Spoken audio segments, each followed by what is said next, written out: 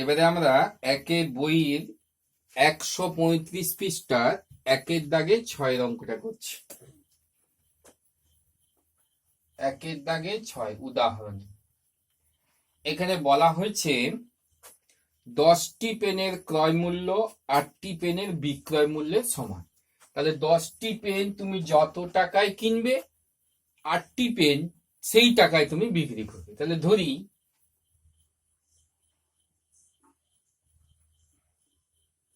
কি ধরছো, 10টি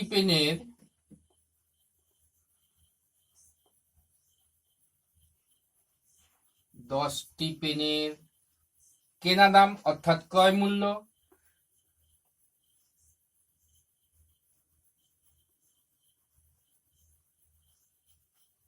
ক্রয় মূল্য 100 টাকা।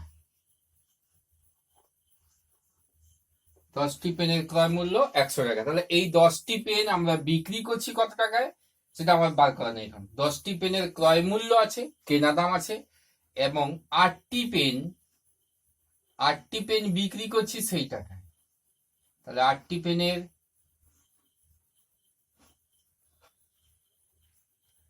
বিক্রয় মূল্য 100 টাকা। না বোঝা গেল না? ঠিক আছে, তাহলে 10টি পেন কিনলাম 100 টাকায় এবং 8টি পেন বিক্রি করলাম সেই 100 টাকায়।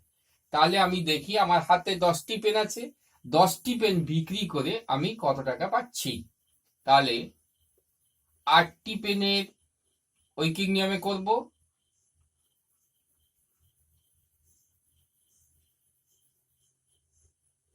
8টি পেনের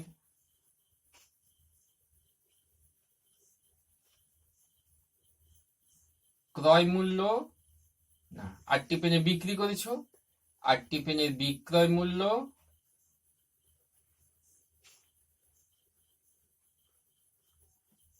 100 টাকা। তাহলে একটি পেনের বিক্রয় মূল্য কত হবে? কম হবে 100/8। এবারে আমার হাতে আছে 10টি পেন, আমি 10টি পেন কিনেছিলাম, 10টি পেনই বিক্রি করে দেবো। তাহলে 10টি পেন বিক্রি করে আমার কত টাকা হচ্ছে দেখি। 10টি পেনের বিক্রয় মূল্য কত হবে? একটি পেনের বিক্রয় মূল্য এত টাকা হলে 10টি পেনের বিক্রয় মূল্য বেশি হবে, তাহলে গুণ করতে হবে। গুণিতক 10, কাটাকাটি দেখো, 2 4 8, 2 5 10, 4 1 4, 25 7 100। না বোঝা গেল না কাটাকাটিটা? 2 4 8, 2 4 8, 2 দেখাচ্ছি, 2 5 10, 25 5 125। তাহলে কত টাকা হলো? 125 টাকা। তাহলে 10টি পেন বিক্রি করে আমি কত টাকা পেলাম? 125 টাকা। আমার কেনা দাম কত ছিল? 100 টাকা। তাহলে আমার লাভ হলো, লাভ কত টাকা হলো?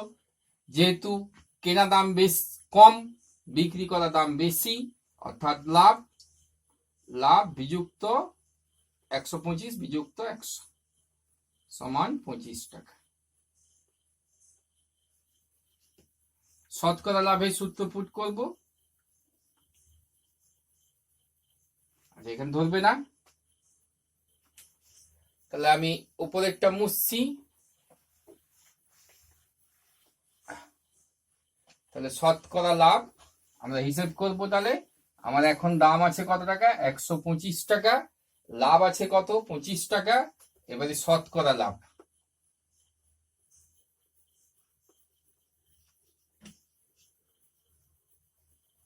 শতকরা লাভের সূত্র কি? লাভ বাই ক্রয় মূল্য, আমি একটু আগে পড়িয়েছি। তাহলে এখানে লাভ বাই ক্রয় মূল্য, কিছু বলা না থাকলে ক্রয় মূল্য বলতে বলেছি। লাভ বাই ক্রয় মূল্য শতকরা গুণিতক 100। লাভ হয়েছে আমার কত টাকা? 25 টাকা। তাহলে 25 বাই ক্রয় মূল্য কত টাকায় কিনেছিলাম? 100 টাকায় কিনেছিলাম, গুণিতক 100। 100 100 কেটে গেল, 1 1 সমান 25 টাকা।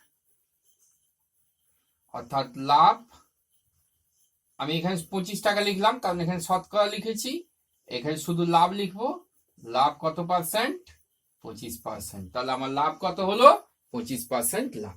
বোঝা গেল? আচ্ছা, এরপরে আমরা আর একটা অঙ্কে যাচ্ছি।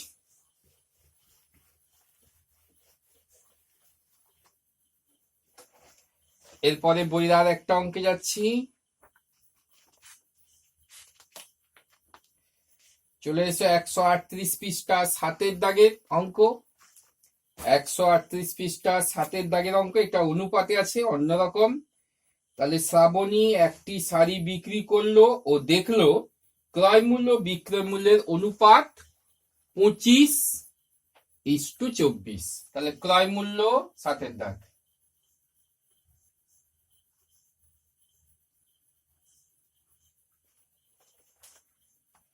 প্রথমে ক্রয় মূল্য ও বিক্রয় মূল্যের অনুপাত।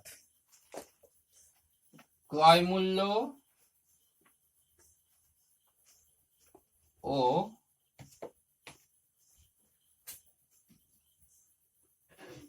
বিক্রয় মূল্যের অনুপাত।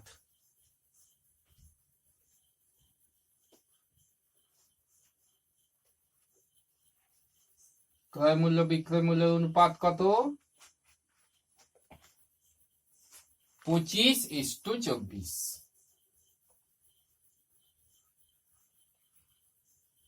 ভালো করে বুঝবি, ক্রয় মূল্য ও বিক্রয় মূল্যের অনুপাত কত, 25:24। এবারে এইখানে আমার অনুপাত যেহেতু আছে, তাই একটা সাধারণ অনুপাত যতক্ষণ না ধরবো তখন আমি ক্রয় মূল্য বিক্রয় মূল্যটা পাবো না। তখন আমি ধরে নিই সাধারণ অনুপাত।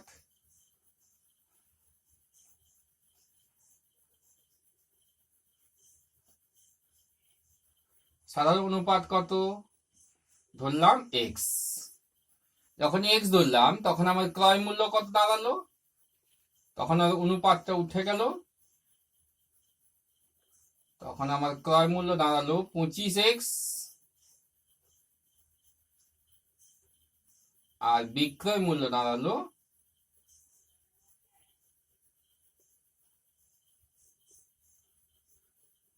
সমান 24x।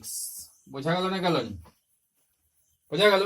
সাধারণ অনুপাত নিয়ে নিলাম, এখানে 25x আর 24x। এখানে একটা জিনিস লক্ষ্য করবে, কেনা দামটা কিন্তু বেশি, বিক্রি করা দামটা কম, তাই আমার ক্ষতি হয়ে গেল। কেনা দামটা বেশি 25x আর বিক্রি করার দামটা 24x, তাই আমার ক্ষতি হয়ে গেল। এবারে বলছে, আমার কি বলছে, এবারে অনুপাতে করতে হবে। তাহলে আমার ক্ষতি হলো কত টাকা, ক্ষতি হলো কত টাকা, 25x মাইনাস 24x সমান x টাকা। ক্ষতি হলো কত টাকা, x টাকা। এবারে আমাকে কি বলেছে, ক্রয় মূল্য বিক্রয় মূল্য বলেছে। এবারে বলছে কত ক্ষতি হলো, তাহলে কিছু বলেনি, তাহলে আমরা ক্রয় মূল্যের উপর ক্ষতি বার করতে হবে। তাহলে আমি সমস্যা তৈরি করি, কেননা অনুপাতে বলেছে, না তো অন্য পদ্ধতি করা যেত। প্রশ্নে বলে দিয়েছে অনুপাতে প্রকাশ করে করো। তাহলে ক্রয় মূল্য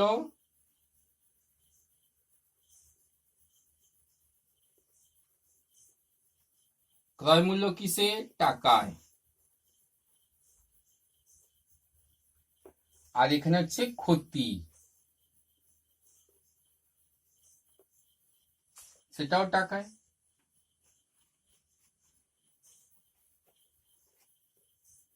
তাহলে ক্রয় মূল্য কত টাকা, ক্রয় মূল্য আমার কত টাকা বেরিয়েছে, এখানে লক্ষ্য করো 25x, আর ক্ষতি হয়েছে কত, x টাকা। যেহেতু বলেছে শতকরায়, তাই আমি লিখবো 100 কত। দেখো, ক্রয় মূল্যের উপর ক্ষতি নির্ভর করছে, এটা সরল সম্পর্ক। ক্রয় মূল্য যত বেশি হয়ে গেল ক্ষতি তত বেশি হবে। তাহলে এখানে এদের মধ্যে ক্রয় মূল্য লাভ ক্ষতি এখানে সবই হচ্ছে সরল সম্পর্ক, কোনো ব্যস্ত সম্পর্ক নেই। তাহলে আমরা সেই চুরি বিদ্যা তীর চিহ্ন দিয়ে দেবো, এই সরল সম্পর্ক এই। তাহলে সমানুপাতটি কি হলো,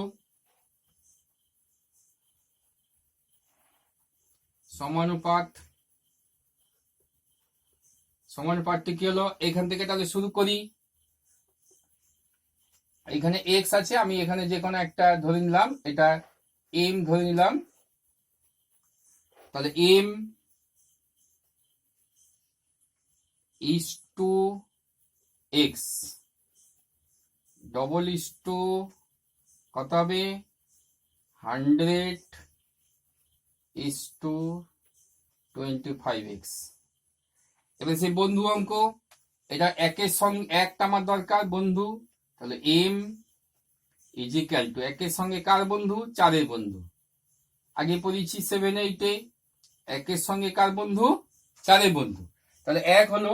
এবারে এখানে উপরে কে বসবে x ইন্টু 100, x কেটে গেল, 25 একে 25, 25 4-এ 100।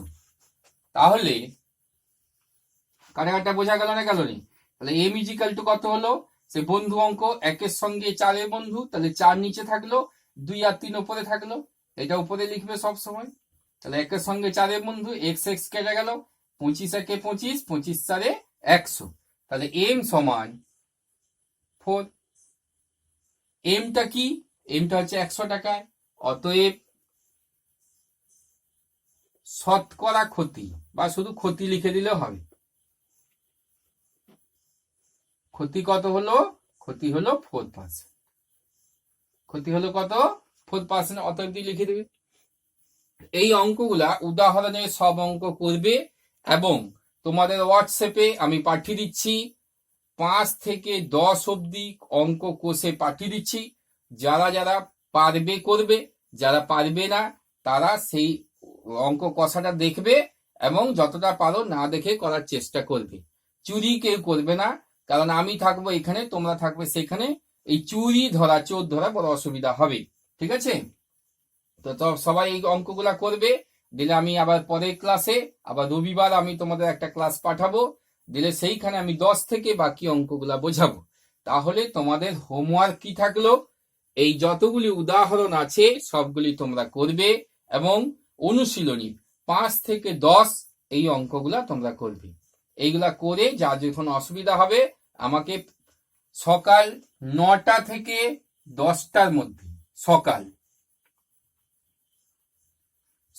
9টা থেকে 10টার মধ্যে ফোন করবে। আমি তখন বই খাতা নিয়ে বসে থাকবো, তোমাদের যা যা অসুবিধা হবে আমি সঙ্গে সঙ্গে সলভ করে দেবো। এগুলা তোমরা 9টা থেকে 10টার মধ্যে এই কাজগুলা করবে। ফোন করবে আমাকে যদি অসুবিধা থাকে, আর যদি অসুবিধা না থাকে ফোন করার কোনো দরকার নেই। কাজগুলা করে আমাকে আমার যে হোয়াটসঅ্যাপ আছে সেই হোয়াটসঅ্যাপে তোমরা পাঠিয়ে দিবে, ঠিক আছে? তো এই পর্যন্ত তোমরা করবে। পরের দিন আমি রবিবার আবার তোমাদের ক্লাস পাঠাবো। রবিবার দিন আমি বাকি 10 থেকে আর যতগুলা হচ্ছে 15 অবধি সেটা করার চেষ্টা করব। আজকে এখানে আমাদের ক্লাস শেষ হলো, ঠিক আছে?